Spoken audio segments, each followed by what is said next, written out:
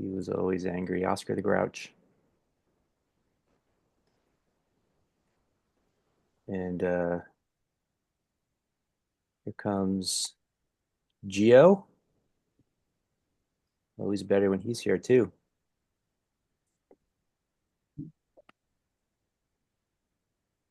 All right, I hit record, so I'm just gonna say welcome everybody. This is the Circle. My name is Brian Piergrossi. Glad to be with y'all.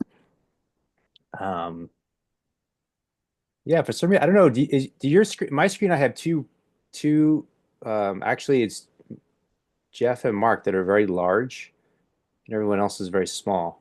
Do you guys have that? No, they're all the same. Oh, Yeah, yeah.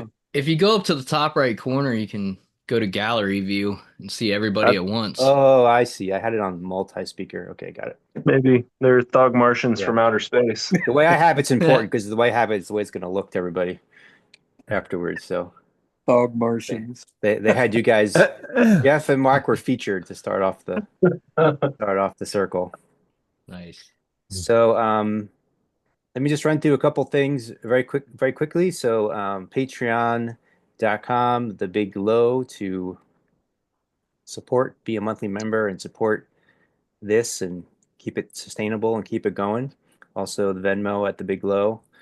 We have our 1 day retreat in Southwest Virginia, April 5th. That's like exactly, I think, a month away or 4 weeks away right now. So I think there's links in the chat for that, but excited about that. Excited to get together in person. I think that's a really important component about what we're doing and what we're creating is to have the in-person component. So I'm excited about that. I have a couple other events coming up as well, but I'll skip those for now because those are after that one. We got the personal coaching, couples coaching, men's mastermind. So a lot of ways to plug in. Grateful to be with you all. I'm excited to be here with you all. Been thinking about some different things, so I'm going to throw it out to you, and we'll have a little discussion and conversation about it. Kind of meta, like kind of what is the intention? What's the purpose? Why are we gathering here? What are people wanting to get out of the space? And then what are people wanting to get out of? Can you kind of bring it out larger? We'll do that second, but first we'll talk about, kind of this space immediately and then how it relates to larger themes in our lives. I wanted to just make one point about me because I don't know if I ever said it as far as like my intention for being here. And my intention is to be basically like a facilitator or someone that kind of channels the flow and asks the right questions and steers things in the right direction. So I don't feel like my intention is not to necessarily like tell people how it is or kind of make people think the way I think about things, but to create a space for people to explore together and to inquire together and to ask questions together and discover for themselves what resonates for them, what rings true for them in the space. I may give my view here and there, especially if people ask me or give my perspective, but that's not like the highest intention of what feel like my objective is in the space. So just wanted to clarify that and put that in words. I know the people that know me well already know that, but just wanted to clarify that for people that may be more new or um, coming in and wondering about that sort of thing. So yeah, I was talking with Jacob and kind of like feeling into this question of because there's the meditation Mondays that Jacob and Jeff are doing, and then we have a space here that's more, conversational, more dialogue based. And what is the intention of the space? Like, why are people coming here? What are they wanting to get out of it? And there's sort of like kind of two different um, polarities. So one is coming to feel good, to feel comfortable, to relax, uh, to feel happy. Um, and that feels important because it's a hard world. It's a tough world out there. So it feels valuable to have a respite for that. Um, then the other side would be you're coming here to grow and to learn and to expand, which would require having some level of challenge, right? And so just kind of like thinking about this and exploring that, inquiring into this, because the two don't necessarily go together, at least not at the same time, right? Um, and so when I think of like kind of the space that I generally want to bring, if you think about like breath work or retreats, or at least as the initial foundation, I always want to create a space where people feel relaxed and feel at ease and feel like they can be themselves. Because I think when people feel relaxed and feel at ease and they feel like they can be themselves, then there's the potential to be more vulnerable, which means there's a potential to be more authentic. And if there's the potential to be more authentic and share authentically, then we have the potential to get at something real and genuine. And if we can get at something real and genuine, then we can discover the truth, right? Whatever the truth is in a particular thing we're inquiring into or question we're inquiring into. So that feels valuable and that feels important. And then we get to this thing about like comfortability and being comfortable. And I just don't really feel like comfortability is where it's at. Um, I think if you're tired and you've been working hard, you want a space that's comfortable. So it has its place in this world. Like everything has its place in this world, in my view. But I think if comfortability is your highest goal, I think you're missing the highest goal. I don't think it's the highest goal, right? And I think if we're just looking for comfort, then we cling to um, the ideas we're familiar with. We cling to the routines we're familiar with. We cling to the circumstances we're familiar with. Even by the way, if those circumstances are causing us suffering or causing us pain or causing someone else in our lives suffering or causing someone else in our lives pain, because it's familiar, we'll cling to it because it's what's familiar is kind of wired in as comfortable, right? So it's amazing in the work that I do to just watch this over and over again, where people are just, you know, choosing to live lives that are really miserable, and they're also comfortable because it's been that way for so long that to make an upgrade would be uncomfortable, right? And to grow is often uncomfortable, and to learn a lesson is often uncomfortable, or to let go of a belief system that you used to have to open up to something new that feels like it's more true or more resonant for you is uncomfortable. Um, to to open up kind of beyond the ego. The ego wants to feel um, a sense of security and control, and often we feel that by attaching and identifying to a set of ideas, right? And if something comes to our awareness that like, oh, actually this idea that I've had for however many years is not actually true, or it's not correct, or it doesn't resonate for me, um, that's very uncomfortable, right?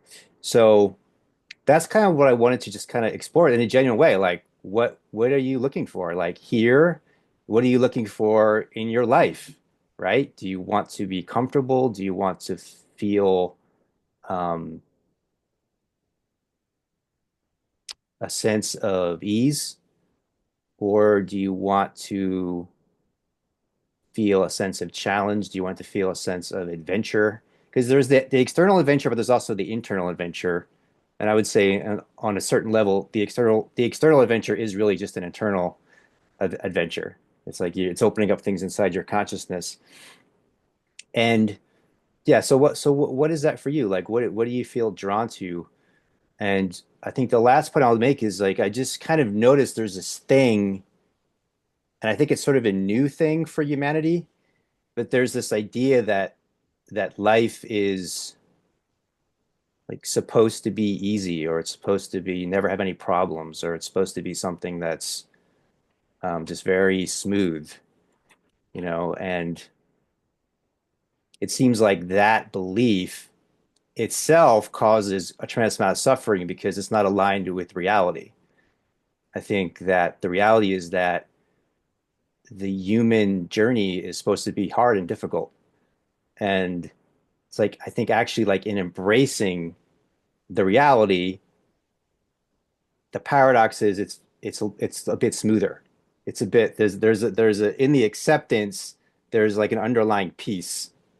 So it's like you realize that like the challenge that you're facing is exactly the challenge you're supposed to face for you to learn, to grow, to evolve, to awaken in your consciousness, to expand in your awareness.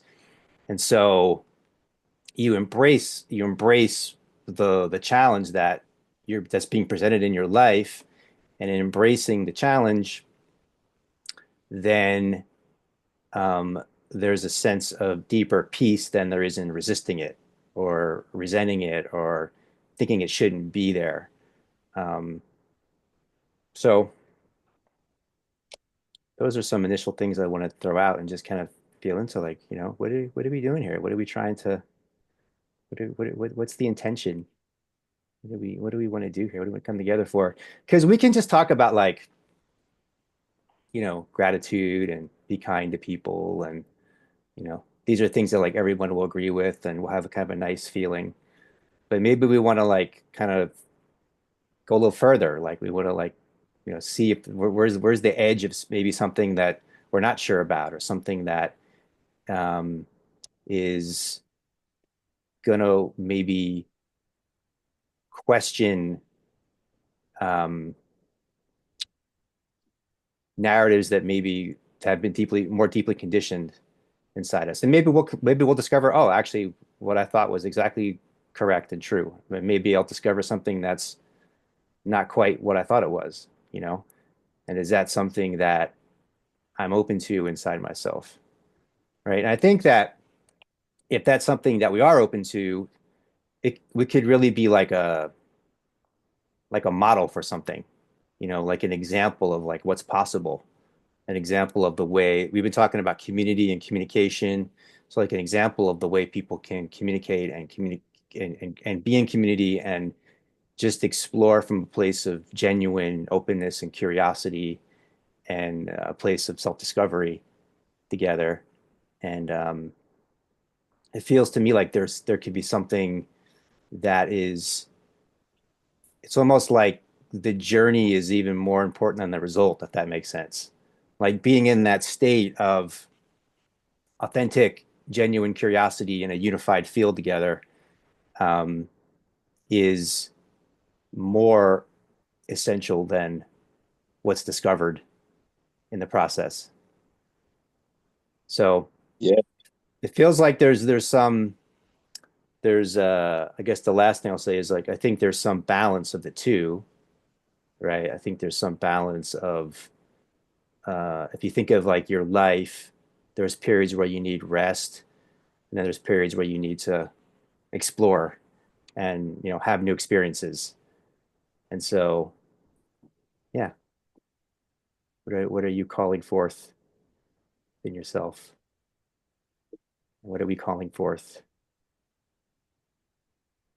Well, this is a huge topic, and we could go on for days, I feel like.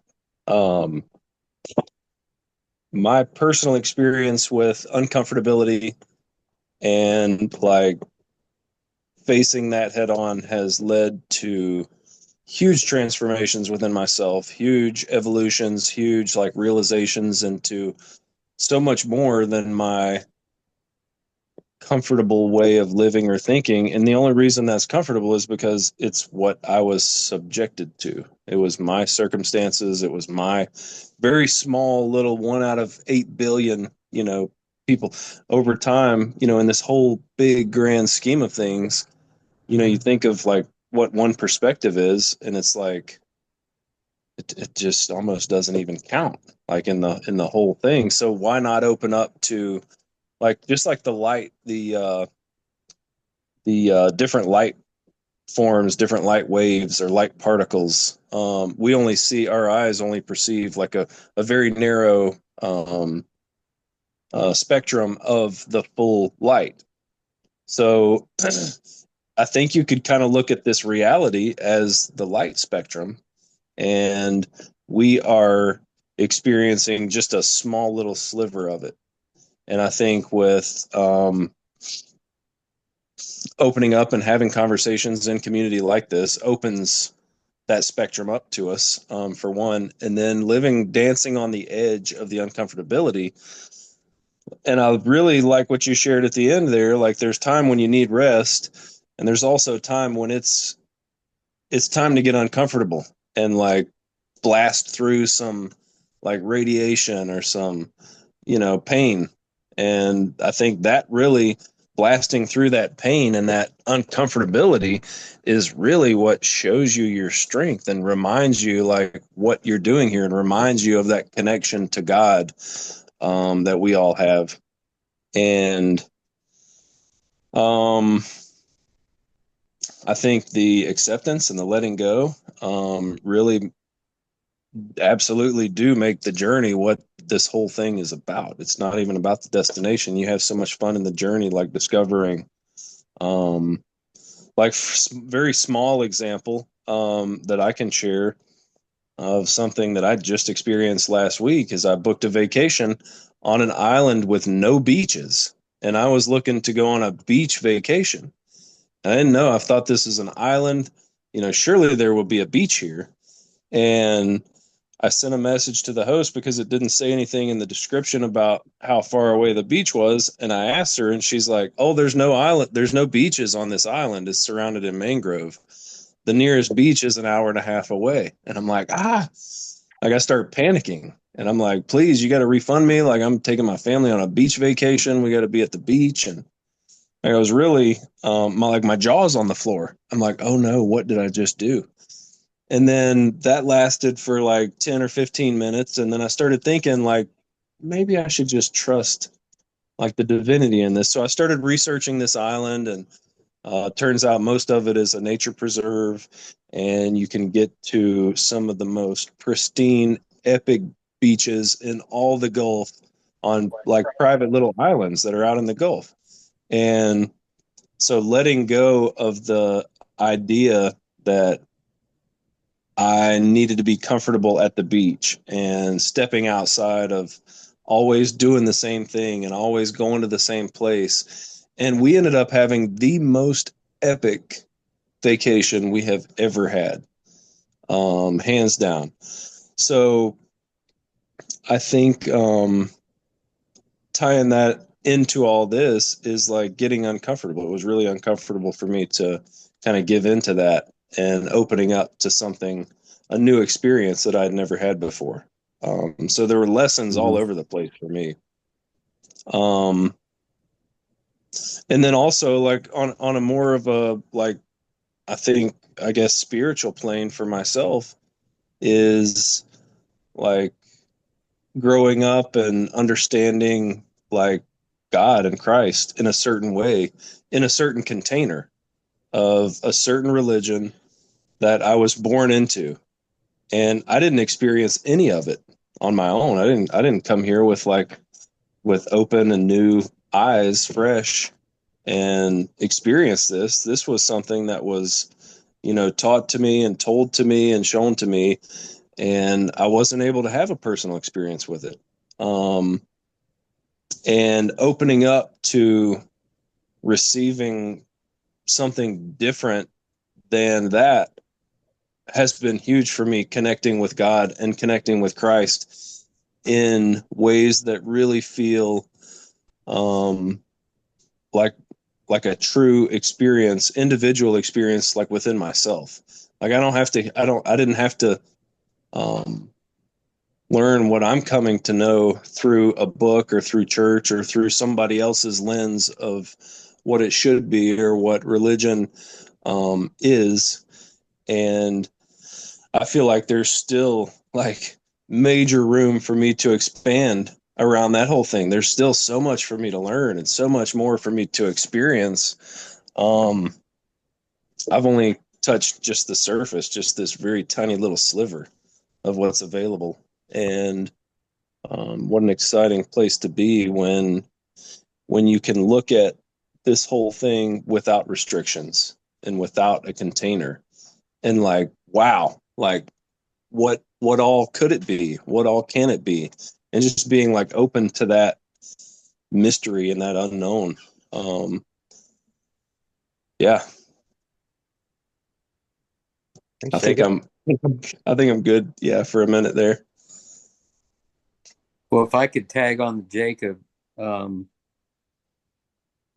I can relate a lot to what you're saying, Jacob. And Brian, as you were giving the intro there, it's almost like you've served it up. You give me a big underhand to smack the ball, you know.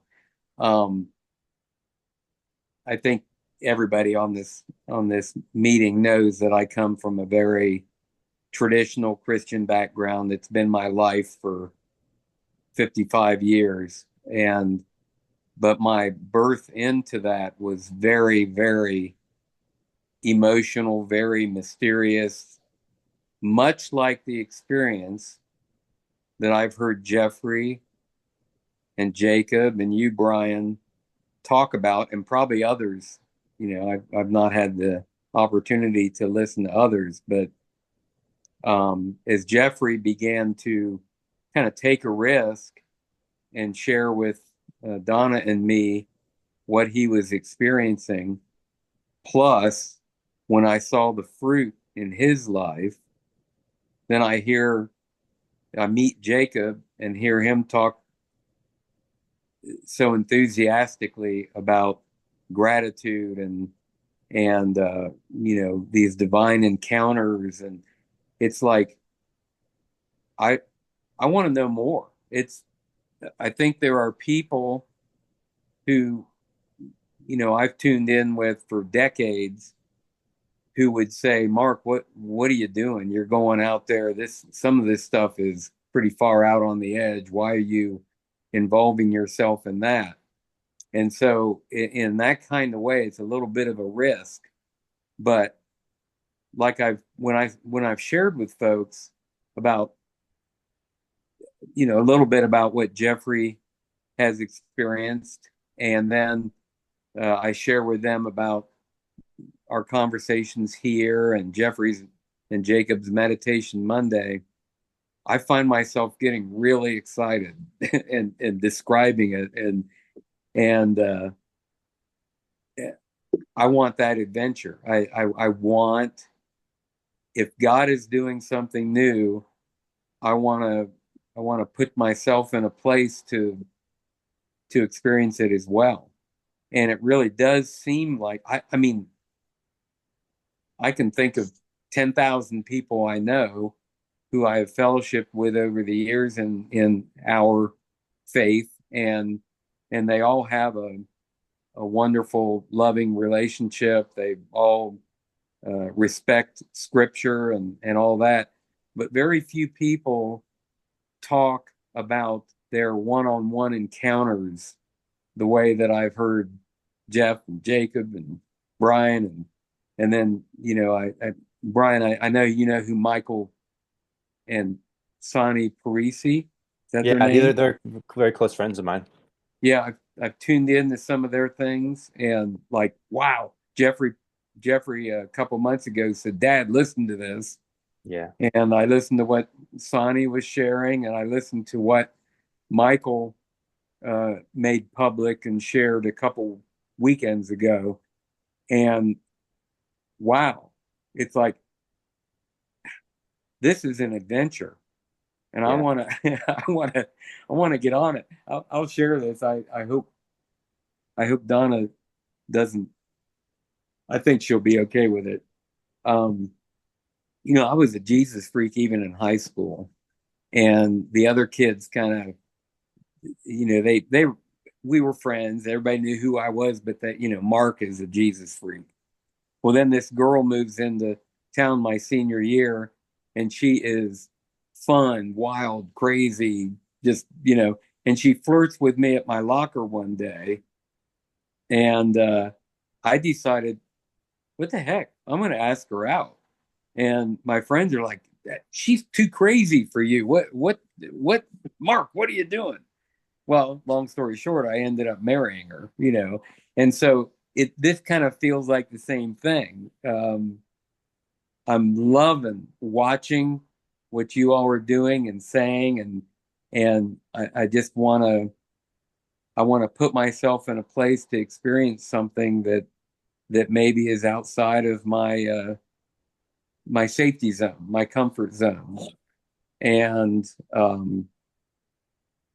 yeah, when Jeffrey said, Dad, Brian's willing to come up here to Central Ohio and meet with you and Mom all day. Would you be willing to do that? Uh, I thought, oh my word, what are my friends going to say? And then I thought, no, I don't care. Let's do it. And so, yeah, I'm loving this being outside of my comfort zone. When you have a different jargon than what I'm used to. Jeff and Jacob know I've been really looking into, you guys keep talking about non-duality, and instead of rejecting it, I'm diving into it head first and trying to figure it out. And lo and behold, Michael, in that presentation that I told you about a couple weekends ago, he explains it in a way that just totally, absolutely made sense to me.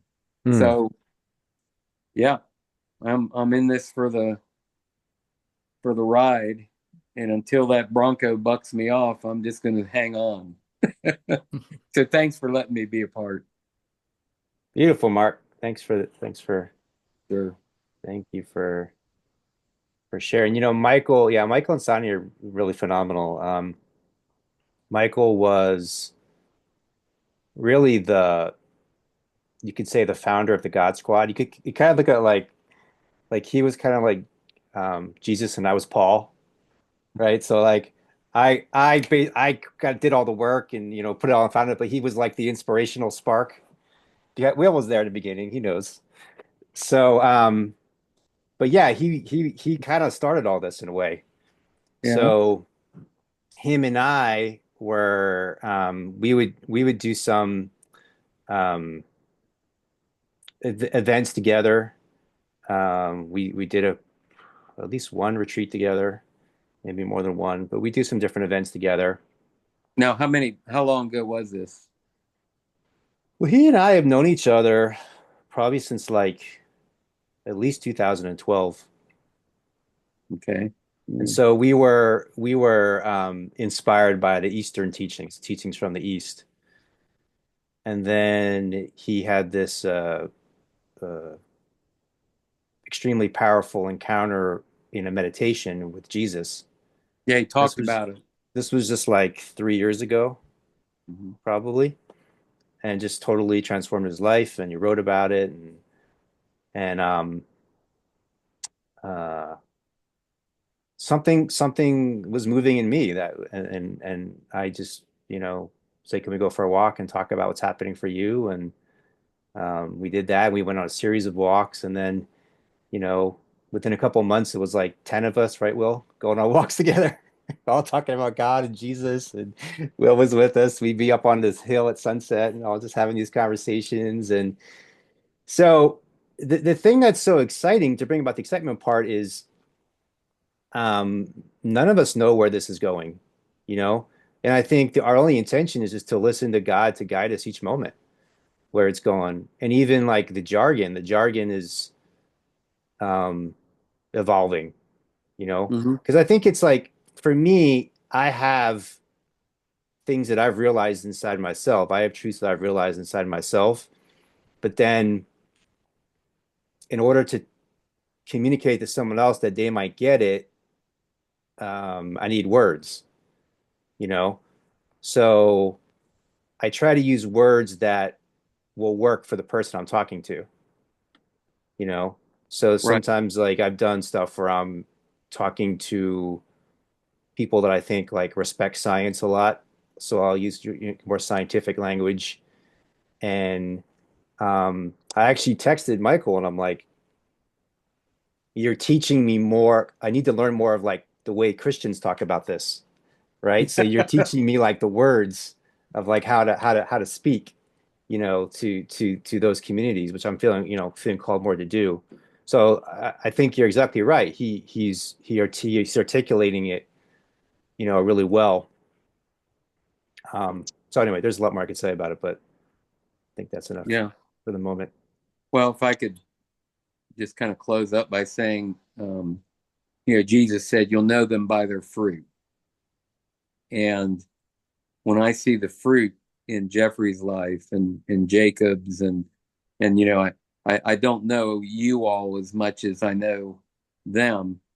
I see good fruit, and so uh, that's what draws me to just continue to be a part of this and listen and learn and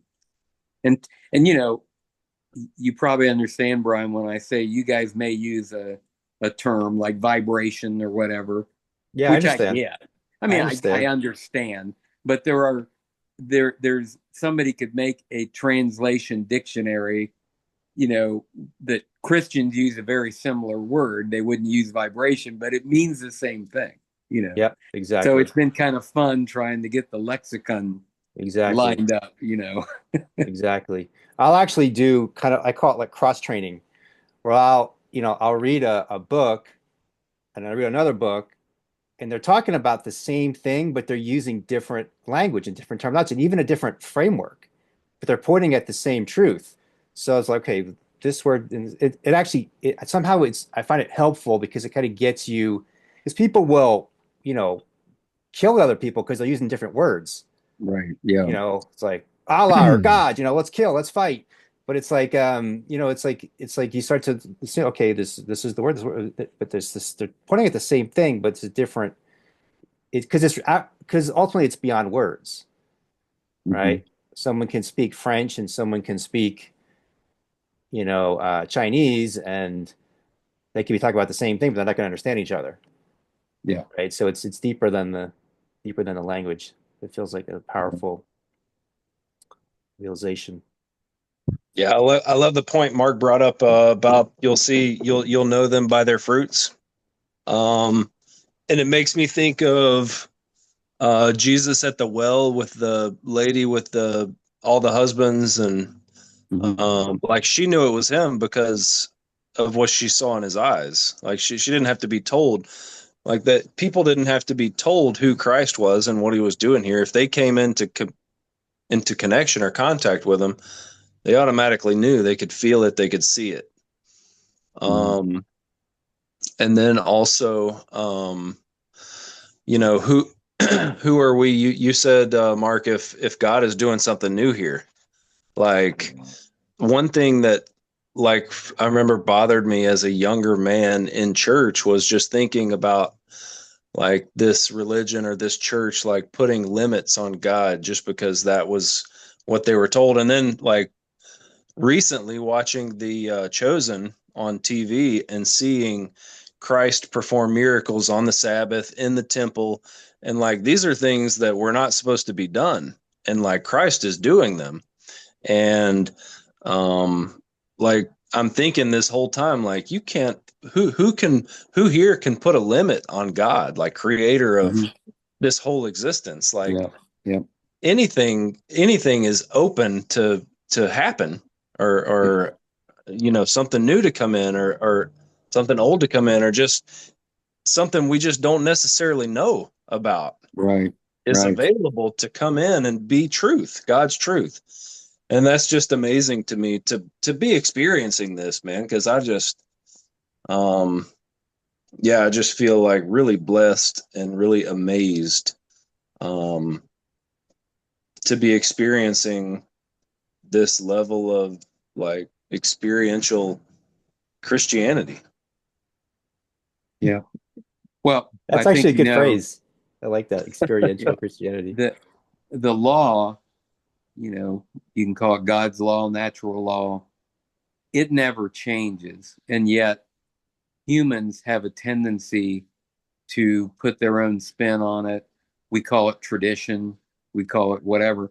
When Jesus came and he confronted the Pharisees all the time, I mean, there was constant headbutting. They're the ones that ended up getting him killed. Mm. It's because Jesus didn't break or challenge God's law. What he challenged was the way they spun it through their traditions. And I guess I keep using the term traditional Christianity, and that's what it is.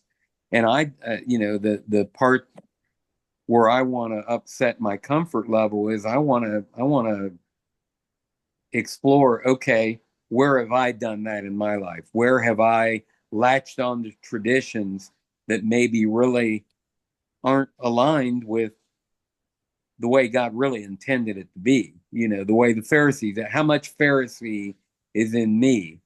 And you all are really helping me to chip away at the corners of my Phariseeism. I asked my daughter-in-law a few months ago, and maybe I shared this. Why don't you consider coming to church? And she says, "Well, I'll be honest with you, Mark. I just don't find it relevant." And boy, that just stabbed me, not in the back. It pierced me, And I thought, the most important thing in the world, and it's not that I mean, I love her dearly. She is a honest, good-hearted person, but the way we do church, she doesn't find relevant. And I thought, well, okay, it's probably that Pharisee stuff. Maybe, maybe not, but maybe it is. And where is that? Well, you guys have found Jeffrey, I know him better than anybody here. He has found a ton of relevancy, and yet he was brought up in our way of doing church. And so I'm trying to match all this up. So I'll be quiet now, but thank you for letting me talk. Fantastic. Thanks for sharing. It's amazing. Yeah. It feels like I don't know, man. It just feels like there's an opening um for traditional Christianity to, I don't know, open up to a new experience of, like, let go of the Pharisees. There's got to be a like a new way that's, I don't know, that's relative, Yeah. for so many more people to come to this, like, knowing and this truth of, creation and existence here. Yeah. Well, there's it's always got to, though, be tethered to the truth, to God's Yeah. law, to what Jesus taught. It's got to be tethered. And so, yeah, I kind of get a picture of, they're orbiting the Earth and the space station, but every once in a while they get out of the ship and they do a spacewalk, but they got to be tethered, because if the connection is lost, they can't swim, they can't do anything to get back to the ship. So you gotta be tethered to the truth, even though you're out there really exploring some far reaches of things. I have a question about Jesus and Christianity. Um, I wanted to ask, he was so much about spiritual healing, and he could heal people instantaneously. And it seemed to me like he was teaching his disciples to do the same. And I think he even said, go raise the dead, cast out demons. And, but you don't see much of that nowadays. And I wonder, did we give up on that ability? It's interesting because Jacob, I think it was you saying the same. I think multiple people said this to me, and I'm like, I'm seeing it all over the place. Yeah. Maybe it's people that I'm connected to, Hmm. but I mean, I guess the first thing I want to say is just for me, when we talk about Christ, like obviously we're talking about uh, a person that lived at a particular moment in time, but I think more of Christ as like a present tense, right? So it's like the living Christ, who's alive now and present now. And there are people that are doing, healings through the power of Christ, and people that can't walk and now they can walk, and all kinds of different, amazing things are happening. And I think, to say to kind of cover all the bases, there are people that are charlatans and fakes and manipulating people, but I think there's genuine things that are happening, as well. So yeah, maybe that's not in certain, I don't know. I guess it's not in maybe the mainstream thing, but the people that I talk to, they feel that that's a reality and something that they're, actively exploring. Yeah, it was pretty impressive. I mean, he didn't use any medicine. He simply met with them and they came to him, which was important because that meant they felt worthy. Um, and um, and he'd say things like, "It's not me that heals you; it's your faith is what healed you." Um, and I would really love to understand and have that ability to do more healing for myself, and for others. Hmm. But it seems like we put so much faith in, like, well, you've got to have this operation, and then you got to take this medicine, or you got to do this and this therapy. And boy, I sure liked it the way Jesus did it. And Robin grew up as a Christian Scientist, right, Robin? Yeah. And that's kind of a natural way that they see things, right? Right. Yeah. And not everybody was able to manifest healings. Some people would try and not, but a lot of people did. I mean, I went to a Wednesday night meeting often with my family, I mean, all through my life, and there'd be all kinds of testimonies. And if you go into a Christian Science reading room, there's like volumes of books of healings and even documented through doctors. Who admit to the healings and everything. But a lot of people just seem to have their mind shut to it, and all they would see is the one, the few people that couldn't do it. And then they would point to them. They'd say, like, it's a famous thing, as if you introduce yourself as a Christian Scientist, they'll say, "Oh, I had an aunt that was a Christian Scientist and she died." Well, No, you got to but take care. Go ahead. Nobody witnessed that though. no, this is the paradox of the whole thing, right? It's like if you don't if you don't believe it, then you're not going to experience it, And it's Yeah. almost like you right? can't believe it. You have to know it. Like that's the level of faith. You have to just know. Yeah, there can't be any doubt whatsoever. Right. Yeah, that's tough. That Yeah. means you got to be guiltless, sinless. What do you I'd like to. say more about that, Will? And then we'll go to, was that Antonio? Will, then Antonio. I mean, like that level of confidence of like your spirit expressed through the mind, like having dominion over the body, yeah, requires like a great, I guess, turning of devotion from one's own faculties to God's faculties, right? And so, uh, yeah, I was just agreeing that that doubt or like those notions can't like abide at the same time as witnessing great intelligence or restorative grace or things like that, which to me is partially why they're not as common because we're like going through a growing up process of learning these qualities of mind and becoming attuned to it. Yeah, I think that's what we're doing here. I think that's the goal of a lot of the information pouring in right now, is to help us to really focus our minds. It's interesting. I was listening to this podcast, and she's talking about the guest is talking about these children that she was like working with in this documentary. Yeah, yeah. Documentary is called The Telepathy Tapes. I didn't see it, but she's talking about this documentary, and she's saying that she's like working with these kids or like observing these children that have these like special, basically supernatural powers, and they're like 4 or 5 years old, and they're like reading people's minds and doing all kinds of different stuff, right? And then it's interesting, Jesus has multiple quotes where he talks about you need to be like a child to enter the kingdom of heaven, right? And so I think of it more as like a what I call innocence consciousness. So it's like entering a state where there's no doubt.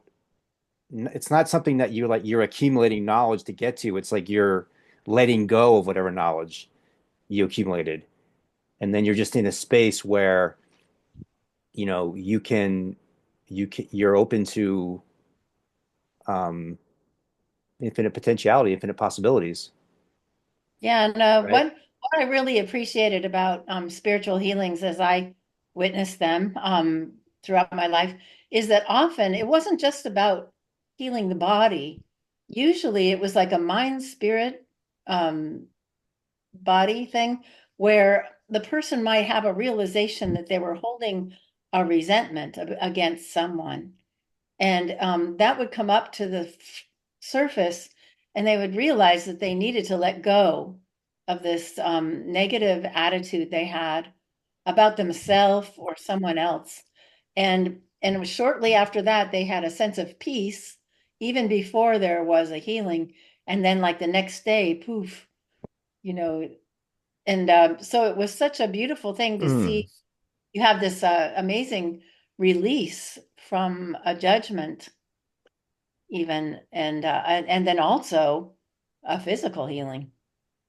Yeah, I don't think you can separate the two, right? I mean, they're one and the same. Mind and the body are one. So yeah, I totally resonate with that. And when you were Yep. earlier talking tonight, I couldn't help but think of like one thing I'm very sad about in our present day and age. I grew up with a very tight-knit, loving, amazing family with lots of cousins and aunts and uncles, and we all got together at Christmas time. And the thing that makes me really sad now is that they found themselves in opposite political parties, and now, certain people are not invited and there's the communication completely stopped, and it just hurts. It really hurts my heart because I just have always been a type of person that just I wants everybody to come together and okay, let's agree not to talk about politics if we have to, but I think it's very sad when people don't communicate with each other lovingly. Mm. It's And maybe it's maybe it contributes to illness too. Yeah. yeah, it's a major problem everywhere right now. And Hmm. so I'm hearing it from it in all different corners, and I'm seeing it, and so that's one of the things is like maybe we can be a place where there could be more conscious dialogue, you know, because it's needed, and it doesn't have to be this thing that's everybody, it's okay to like have different perspectives and explore different things and explore different.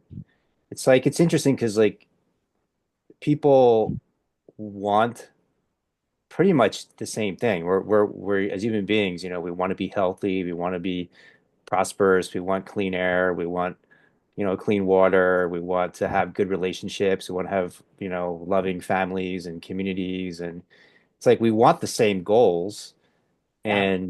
and there could be different strategies of getting there. And why can't we just talk about the strategies and explore which strategies are the best strategy to get there? Like that's the Mhm. way to frame it, you know. So anyway, I think that's something that we can do I more. think one thing We're that we're, would we're help, working towards it slowly. yeah, Let's say that. It's one been thing in that my would mind. help one thing that I think would really help people a lot is in the 12-step movement, um, for sobriety and even Al-Anon, they say to there is something they repeat almost every time, principles, not personalities. And I think if we could just let go of the focus on certain personalities and instead just talk about, well, how are we going to accomplish this thing? Yeah, So, totally agree. yeah. Mhm. But we got some big personalities right now, Yeah, we so do. it makes it hard. It does. Okay, Antonio, do you want to say something? Jackie's got her hand up, so Jackie, you want to say something? Oh, I had to look it up to be sure. So there's a scripture that says, "Seek ye first the kingdom of God, and all of these things will be added unto you." So it's actually Matthew 6:33.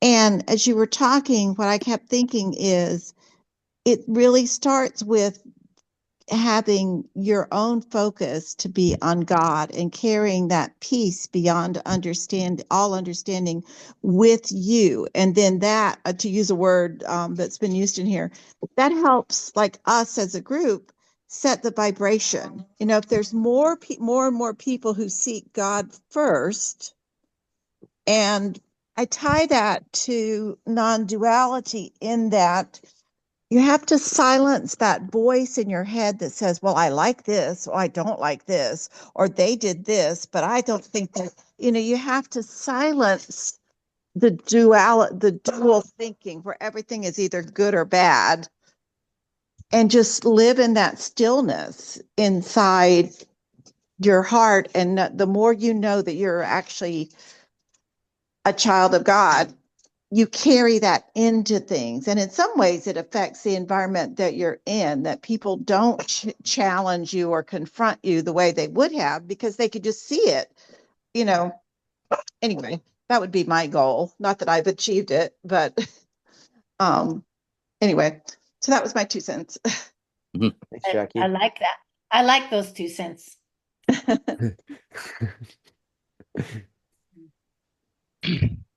I'm and looking at. so Go yeah, ahead. go ahead. No, go ahead. Well, I mean, just listening to the group and the theme, um, and uncomfortable when I was hearing Mark talk about church, I was raised, hardcore Roman Catholic, and I had a kind of fire and brimstone. There was a lot of violence attached in the education. I went to like an all boys, private Catholic school, and so I had a very negative experience. And on my father's side, they were very, fire and brimstone. So from like a really early age, I kind of rejected all of that, just because of the experience wasn't very positive. But still, I've always been like a seeker from a very early age. Then I moved to the States when I was 9, and I came in contact with, Young Life at school, Virginia public school systems. And I started going to, weekly meetings, and that was better, right? That was like happy. That was reading the word. That was, singing. And so it felt much better than what I had experienced in Mexico with Catholicism. And so I started, going to retreats up in upstate New York, and I had my first heart opening experience, at one of these retreats, probably the second or third one, around probably 13 or 14 or 15 years old. And so, very, very just powerful experience of uh, and you're talking about Jesus. I consider myself to have, he's been, I consider him to be one of my protectors, and he's led me, down this path of awakening, from, like I said, like a very early age. And I've also had, personal experiences, in many ways, and I've come to understand that beyond the life of Jesus or Yeshua, what you were talking about before, Christ, the inner Christ, the living Christ, Brian, that you were talking about, you know, the Christ, just like the Buddha, but the Gautama, the human Gautama, and the human Jesus, who were divine beings, who came to teach this level of consciousness. So Christ consciousness, is a level of consciousness, and Jesus said it. Everything I have done, you will do and more. So it wasn't. And again, speaking of being uncomfortable, there was a lot of things growing up because took comparative religions in school, and I've been down many rabbit holes trying to figure out what the word God really means and to find out this truth, you know. And so there was a lot of things throughout studying and growing up that made me very, and still do to this day, make me very uncomfortable about, certain aspects of, and I don't mean individual churches, I mean organized religion, especially the big hierarchies up top. There's a lot of things that are not very pleasant, and I don't think a God or Jesus like a lot of the things that have been done in their name by some of the larger, organizations, specifically Catholic Church. But um, um, so what I just wanted to mention was that um, I think that the Christ, the concept of the Christ and the Christ consciousness um, beyond the life of Jesus and the person of Jesus, I think he came to show the way. When he said, I am the way, I am the life, he was speaking as the Christ, not as Jesus, and to understand that we all have that living Christ within us, and it's a state of it's a level of consciousness that we can reach you know, um, when we have this set of values, when we have this connection to, to God, to the divine, the true one and only God of all creation that I believe is at the core of each of us. And like Jackie was saying, I find that yeah, that resonated very much. I followed that. Seek first the kingdom of God, and the kingdom of God is within, and that's it's not out here. And because I think that unfortunately religions have been manipulated and have been misused and still are to this day, for not benevolent reasons, and still within all of that there's quite a bit of truth in them. But so I'm escaped. The main thing I was trying to say is escaping me. But anyway, if I remember, I'll bring it up again. I think, Because yeah, there was one point in particular and it just slipped my mind right now. So anyway, yeah. thanks for sharing, Antonio. Will, you put something in the chat. You want to expand upon that about forgiveness? I'm just excited about learning about forgiveness. I think it's one of those, it's a Christian term, but I think it describes like a universal technology. Um, and just what you brought up, Robin, like I've experienced so much conflict since like, I mean, really the whole life, but like 2020 and that sort of dynamic that seemed to arise. And like it just like learning forgiveness feels invaluable in terms of tuning into like a love, like by seeking us first, the kingdom first. It's like tuning into a love and innocence that's like below, but still present within everything that's occurring.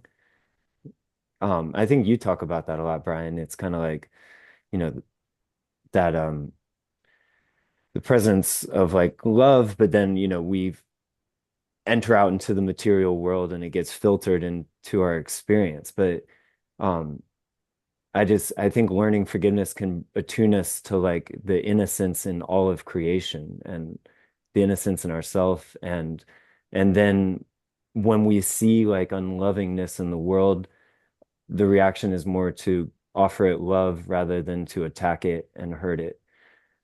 Because if somebody is acting insanely, it makes sense to offer it love. But fear offers it like attack and that doesn't solve a problem, right? Like MLK said, only light can stamp out, can shine out darkness. So yeah, to me that relates to like my overall reason for being here. I think it's prudent for humans to use this technology to gather and find ways, deeper ways of connecting over our shared truth. And to me, that truth is like God and that light of Christ. And then I see that light like, coming into a lot of different dimensions of which we're in one, but um, that it's really important here for us to like retrace and find that common light, by whatever words we choose to call it, because as far as I think you guys agree with this, but to me, there could only be one truth, only one reality. Like words are just a description of something that's actual, that's beyond my capacity to create, beyond any human's capacity to create. It's as if we're all witnessing one reality, and choosing to either find agreement upon it, I guess, depending on how we're harmonizing. But I just see such an inclusive vision for humanity, just recognizing that there's one power, one presence, kind of like Christian Science or Unity talks about, one truth. I choose to call that Christ. I think that's the word of my culture and lineage. Um, but it's my hope that humanity recognizes that and teaches me about that, so I can have the most fun in this lifetime and go straight to heaven, Escalator Express. Um, yeah, that's my goal for being here. Anyhow, forgiveness is a time buster. Yeah, because it allows us to, instead of react, move in a different pattern direction. It's like going the Holy Spirit's way rather than going like into further condemnation or blame.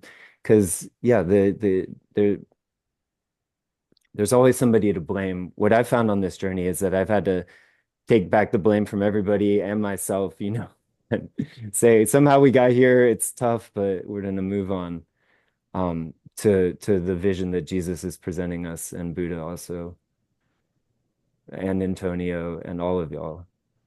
Mhm.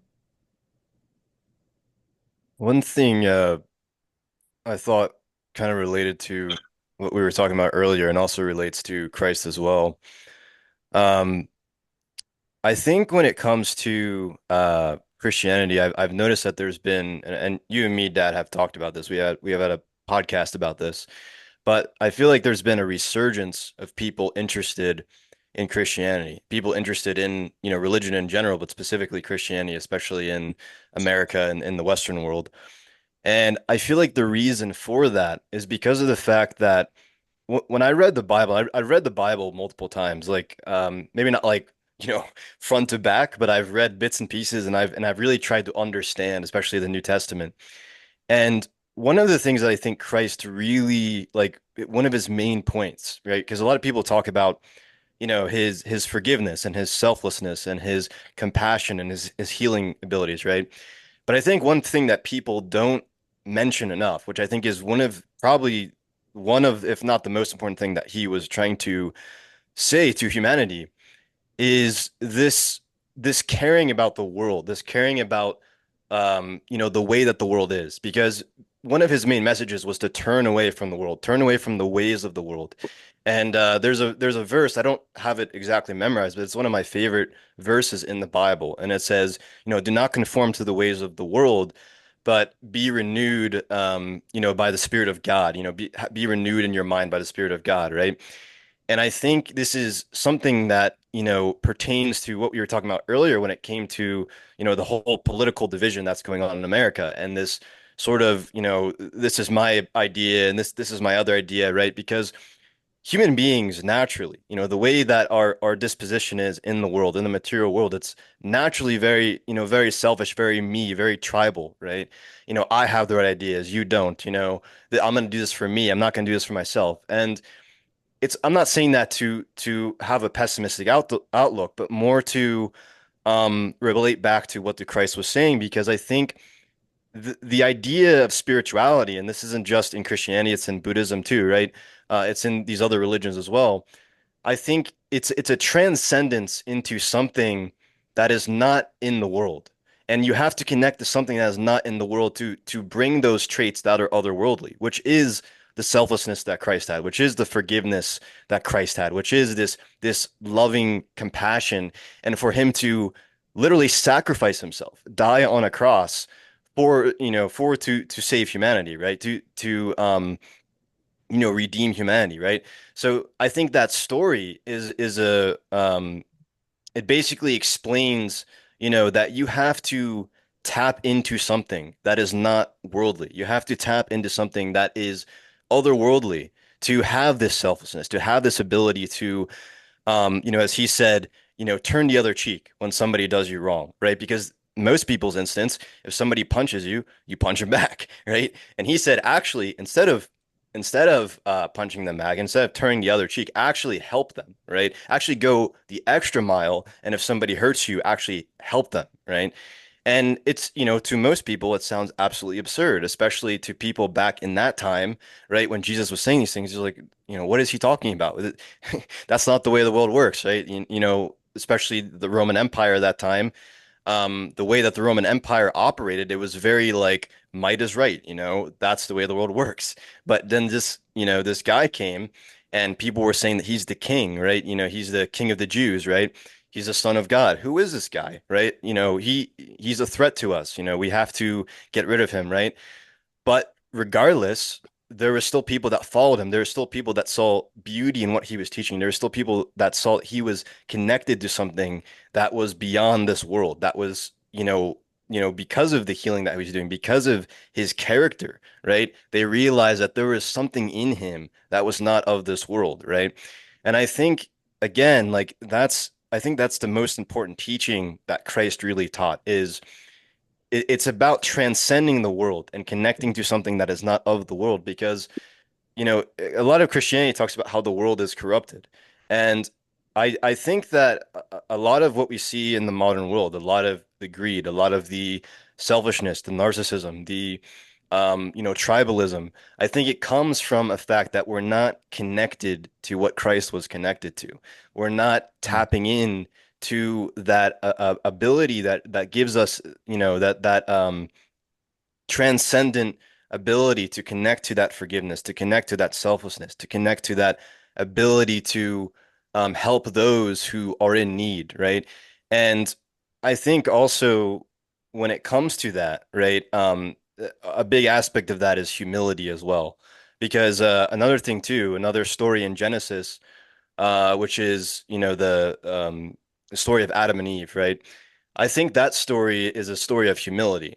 Because Adam and Eve, right, they were in the garden and it was kind of this perfect, garden, right, where they were naked. They had it's kind of this idea in philosophy they talk about the natives, how the Native Americans or people who were living a more tribal life were actually very happy. That was one idea in philosophy back in the day. They called it the noble savage, which I think is not a correct way of saying that, but that was kind of the way that, there was this philosophical idea that people who lived in the past were actually happier because they were connected with nature, because they had these things, right? They had this innocence consciousness, as my dad was saying. And I think the story of the garden, the Adam and Eve story, when it talks about the garden, right? They wanted to turn away from what was, natural. They wanted to turn away from what God gifted them. And, they weren't grateful. They wanted this, to eat from the tree of good and evil, right? They wanted to become like gods, right? There was this need for pride, this need to, um, you know, uh, have control over things and and turn away from the natural order or God's law, right? And I think that is something. I think that is an eternal truth. That is something that exists all throughout humanity. People turning away from what's natural, people turning away from humility and turning towards pride and greed and selfishness, right? And I think really what we need to do is instead of focusing on what can I do for me, what is how is my belief better than yours, right? It's turning back to what is natural, which is a sense of humility, a sense of innocence, consciousness, a sense of connection to nature instead of especially what we see in the modern day, everything's about control. The world's being polluted, right? And people are being given unhealthy foods, and a lot of this capitalist greed is leading towards a lot of suffering, right? And not just for people, but also for the entire planet, right? And I think what that stems from, again, is this lack of connection with natural law, this lack of connection with what God gifted us, right? Because God gave us a world where if you go into nature, right, not only are you going to be provided with everything, but you're also going to be provided with those things in almost a better quality in what grocery stores provide you with, right? Or what these fast food restaurants Hey, provide you with, Gio, right? I think it's like a paradox because when you, and I think this is Jesus' teaching, and the transmission is when you give yourself to the transcendent, then you fall into a natural way of being. You fall into natural law, right? You fall in and all things are provided for you, all things are taken care of for you. So it's like actually in like turning your attention to the transcendent, you don't need to worry, right? Things are taken care of for you in abundance. And so I think but that requires a lot of, when the Bible they would call it faith, right? It requires a lot of trust, is what I like better. It requires a tremendous amount of trust. But the more you start to tune into it, you just kind of get it that it makes sense, and you're able to practice and like kind of like riding a bike, you're able to just find that center point and maintain the focus. I think more and more. I wanted to make one point about. I think what you're making is a great point, and I wanted to say something about it. I think it's really important. When I was growing up, the way I kind of understood it, because you were saying Jesus was talking about what he's talking about is not of this world, right? So the way I thought that was being taught to me, maybe it was my ignorance or maybe it was ignorance of the people teaching me, I don't know, but there was this understanding of like, well, yeah, because it's the world after this, you know? And I think it's not this world, it's not the world after this world, it's not any world. The transcendent transcends any world you can possibly be in, imagine, think of. It's the transcendent. So it's no world. It's beyond any and every world. And so the transcendent is actually because it's beyond any world, it's beyond time and it's beyond space. So then the transcendent is always now. It's always ever present. You can't you can't see it, you can't smell it, you can't touch it, taste it, but it's present and it's now. And then the paradox to get to your second point is like the more you tune into it, then the more the things of this world do change and transform. So it's this very interesting thing the way it works. But I'm glad that you brought that in. Thanks for sharing. Yeah, I think you can tell, especially when you look at the early Christians in history, they did not have an attachment at all to this world, right? Like a lot of them literally were killed and Mhm. they were willing to be killed, and they did it simply for their belief in Christ. And I think that's a really powerful thing when you can believe in something so strongly that you're willing to be like Paul was like crucified, but he was humble enough to have himself crucified upside down because he did not want to be, blasphemous, right? But I think like that, regardless of what you believe about Christianity, I think that is a very powerful thing. When you see people dying for something that they truly value and believe in, and that what they value is based in selflessness and forgiveness and not conforming to a lot of what the world tries to promote, which is this idea that everything should be about gain and selfishness and about what can I have versus what can I give? How can I be a better person? How can I serve? How can I, because another thing too, I think people don't understand is like Jesus, was a very selfless person, but he, in the same way, he also was a leader and he had a lot of followers, right? And a lot of people don't understand that humility is not a weakness, it's actually a strength because one of the ways that you can lead is through service. And when you look at people throughout history, I think pastors it's the or only way to lead. yeah, I mean, you could think of multiple people, Gandhi, MLK, right? These people who, they promoted selflessness and they led through service, right? Instead of through greed and through these different things, right? And I think, that is one of the main things that Christ taught is that, when you can tap into this otherworldly thing, when you can tap into this otherworldly power, it allows you to become the type of person um that people are like, wow, who are you? Like you're amazing, because you're tapped into a form of love and and I would just use love, honestly. You're tapped into a form of love that is so contrary to the love, the world that the way that the world operates, right? Um, that people literally think that you are connected to that you are connected to God, right? You are connected to an otherworldly thing, that you are not of this world, that you are something else, right? And that's just because I think that's why Jesus is probably one of the most, for a lot of people, he is the most revolutionary figure in history, right? Literally our dates are based on him. I think it's because of the fact that, again, he was so revolutionary. He was so contrary to the way that the world operated. He was so tapped into a love that was otherworldly, right? That he just led simply through that. He led simply through that selflessness, that service, that love that was so contrary to the way people operated in his time, right? I I always get a little nervous though when I hear the word selfless too much because I had a tendency to allow myself to be abused in order to make a family work. And my whole revelation was it was okay to love myself. It was okay to say, no, I'm not going to let this happen to me. And I'm going to look out for myself. I think That's that that's huge. yeah, I think that's a very important topic that we probably won't fully be able to tackle tonight, but let's bookmark that and see if we can delve more into that. I want to get a couple people the opportunity who haven't shared yet if they'd like to share. One is Jeff. Would you like to share anything, Jeff?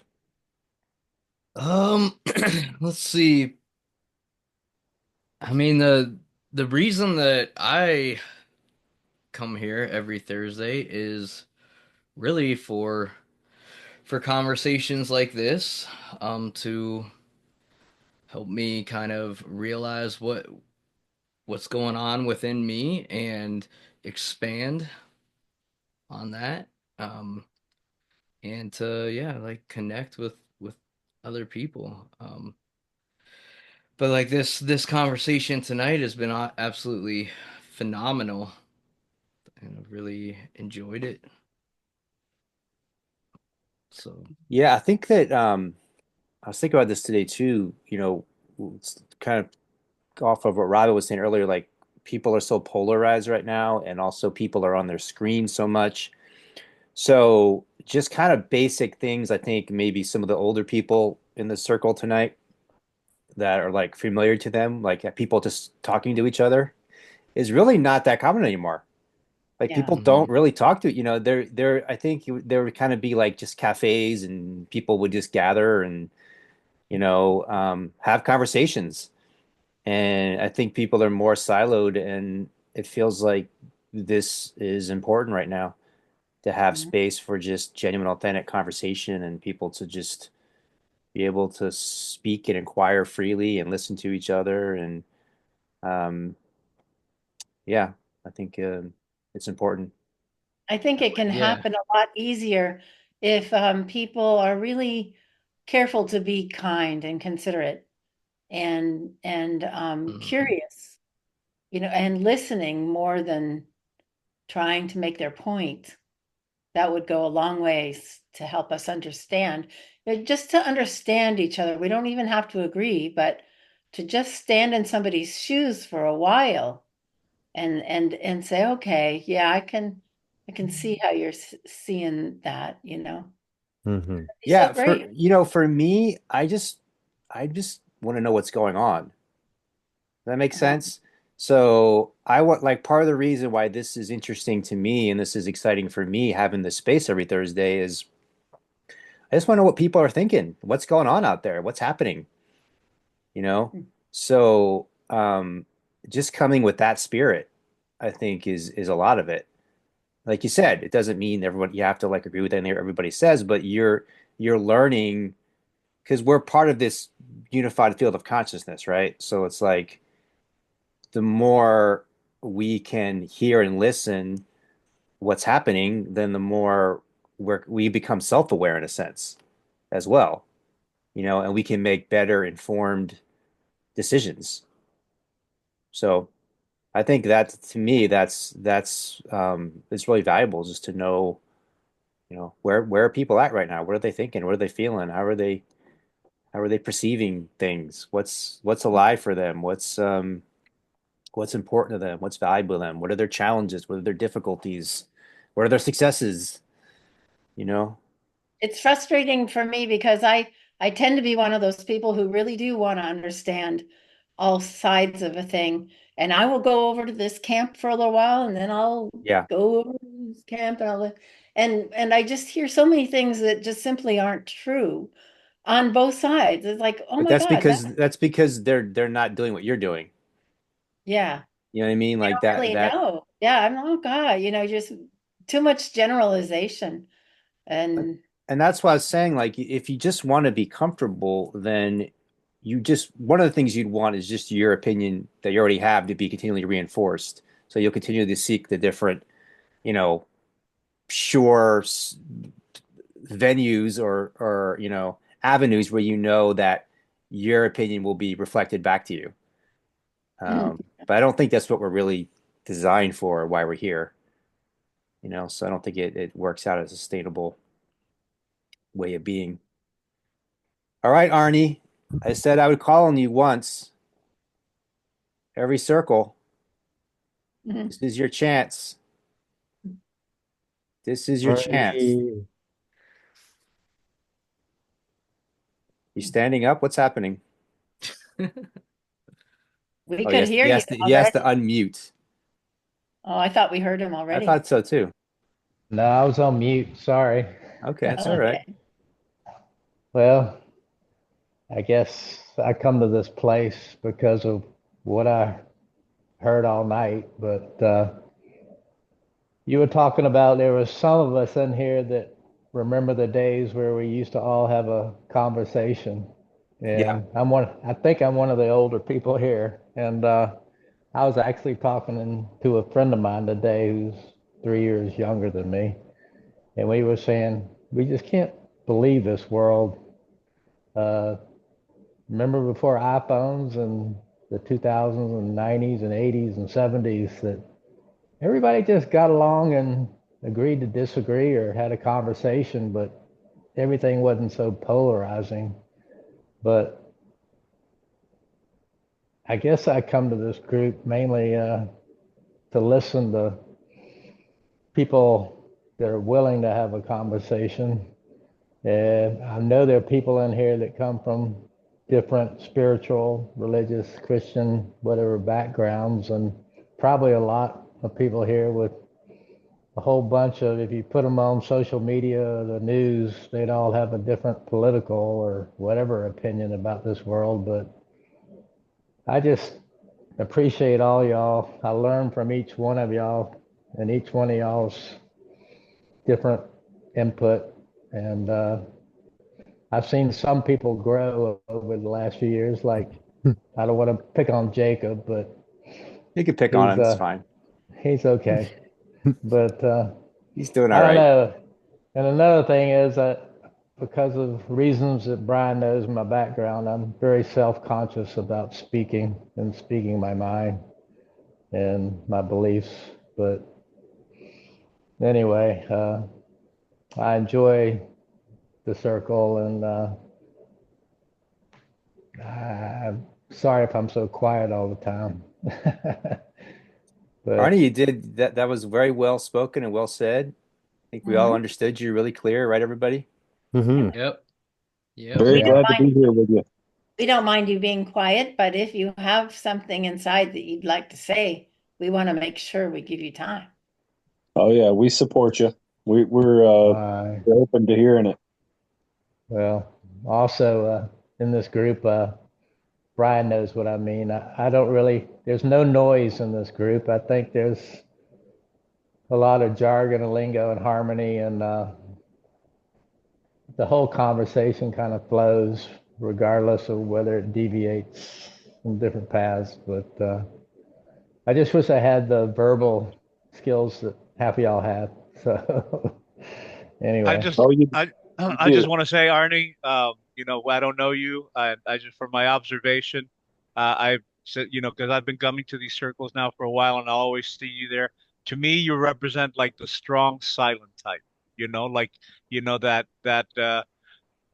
kind of holding the container. It's like the grandfather of the group, just watching. So to me, my impression of you is like that strong, silent type. So I appreciate your energy. I just wanted to throw that out there. uh, I thank you. agree. And I think you two have actually similar upbringings. I don't want to like reveal anything that you don't want to share, but I think you both shared to some degree on here that you've had challenges with a father that was hard on you, let's say, Hmm. when you were young. And I know for Arnie, that's made him challenge for him to speak because he was told that that wasn't welcome in his family as a child. So now you have a family that wants you to hear you speak. Uh-oh. So Woo, woo, woo. glad And you're he's got a here. professional cameraman back there. Did you see the camera zooming in and out on him? I saw I something saw going on. that. It's kind of a weird iPad. It'll move with me. Yeah. All right, Yeah. we'll wrap it up. Great stuff, everybody. So much love and Yeah. appreciation for y'all. Feel free to invite anybody you'd like to invite and carry this energy forward with you the rest of the week.